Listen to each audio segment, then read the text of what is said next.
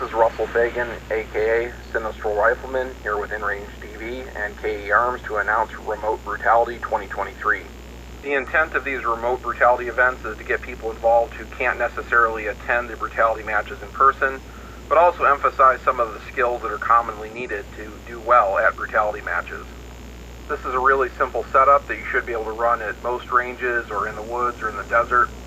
Start position, rifle loaded on low, ready, and safe. Fire time is 60 seconds. You can use a full-size USPSA paper target at 50 yards or a full-size steel silhouette at 50 yards. Shooting positions are 10 yards apart. Now we understand that not everyone has access to a 50-yard range. If you have a shorter range, you can use a correspondingly smaller target, such as a mini IPSC at 25 yards. At the buzzer, the shooter will get one hit standing, one hit kneeling, and one hit prone, then move to the next shooting position.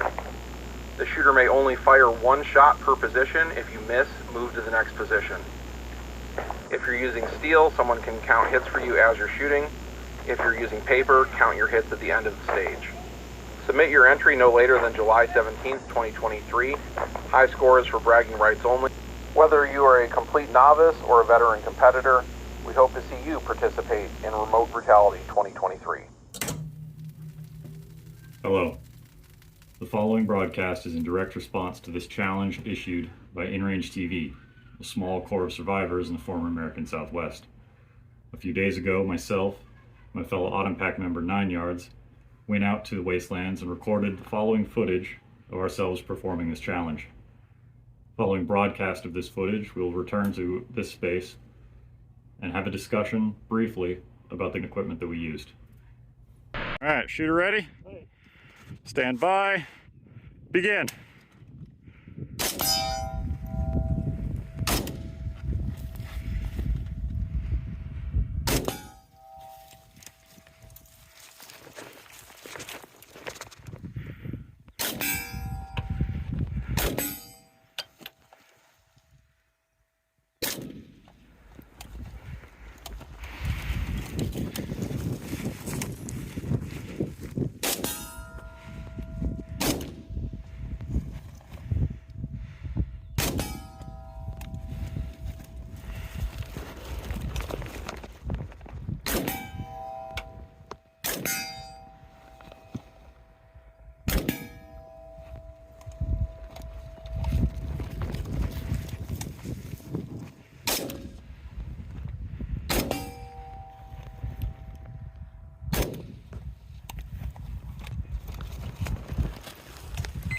Time!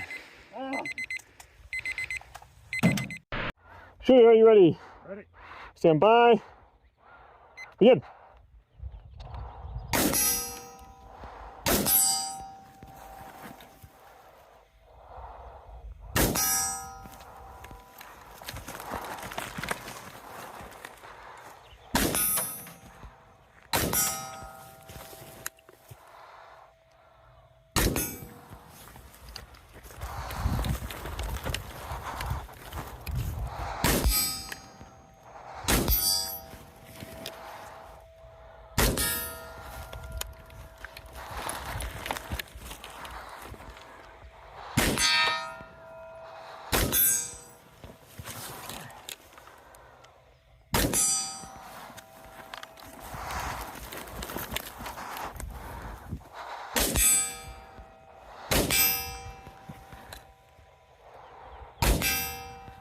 Oh,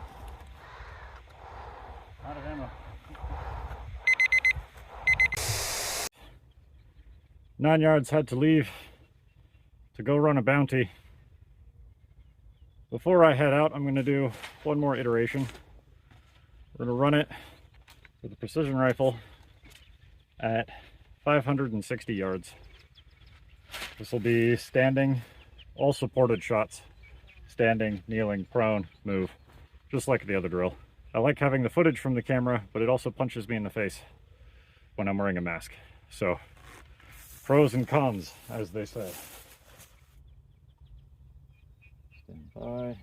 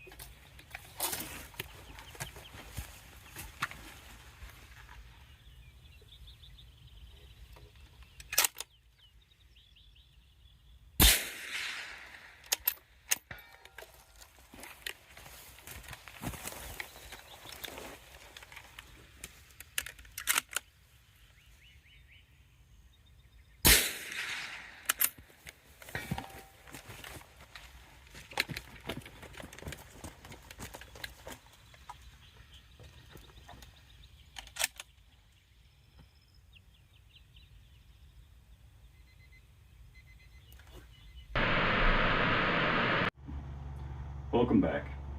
What you just saw were our runs for Remote Brutality 2023. For my run, I was wanting to test run or trial run the equipment that I'll be bringing to High Desert Brutality. And to that end, this is the primary rifle I'll be using for High Desert. It's an AR-15, chambered in 5.56. It's a arrow precision upper on a KP-15 lower, arrow handguard, Vax-on pencil barrel, fairly straightforward, sort of what would Stoner do-ish. It's got a primary arms 1-6. I believe this is a GLX. I've got it up on a rail riser so that I can actually get a good sight picture while wearing a mask. I believe it's a Night Force Ultra mount.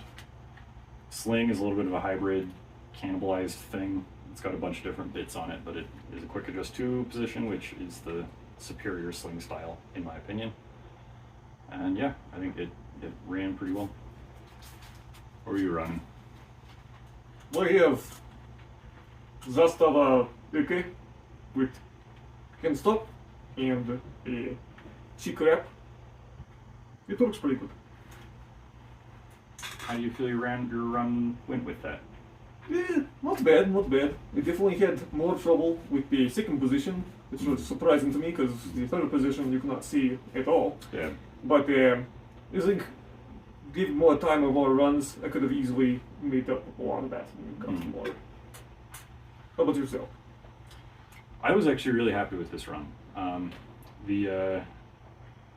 The LPVO makes this actually kind of really simple, easy just to get the hits. I think that my biggest thing will just be, like, if I was to keep doing runs and get a little bit faster, I think that getting up and down especially from prone, I can make up some time there.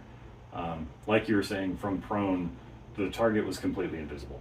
The grass was about knee high, and from prone, you could barely see it through the grass. But I was pretty happy with getting clean hits on all. I think I got 12 positions. I think that I could have maybe gotten 1 or 2 more hits if I optimized a few things, but I'm pretty happy with where I ended up on that. How did your precision rifle go? I was gone by the time. Yeah, so this was after you had left. I ran my precision rifle. This is a new rifle to me. This is an Accuracy International AT, the folding stock. Vortex Viper PST Gen 2 and the Harris bipods. The suppressor is a Form 1 can that I made myself. It went okay. This is not a rifle that I'm familiar with yet. I've got maybe 150 rounds through it at most. And so I could have been a lot faster. I'm also not used to running a right-handed bolt. I shoot the rifle left-handed, so running that was a little challenging. I also had the extension on my scope to capture footage, and it was punching me in the face with a mask on. There's just not this scope has kind of a shorter eye relief, and with a mask on and the shorter eye relief, it's just enough that it's basically resting on my nose before I fire, and then it's a 308. So, but I was able to get 3 solid hits, and that was on 560 yards, which, you know, is not crazy far, but it was a good fun run. Yeah. At that range, you may as well switch to the other. Yeah, that would be sort of the for and at High Desert. So this will be my DMR for High Desert. At High Desert, the rifle targets go to 500. The DMR targets start at 600 and go to 1,000. So it'll be a little bit of a different beast there. Yeah. Huh. Right. This was a fun challenge. I think that it was an interesting drill just because it's how fast can you go? It's a pretty simple drill. It's a fairly large target. It's very close. In the wasteland, ammunition conservation is important.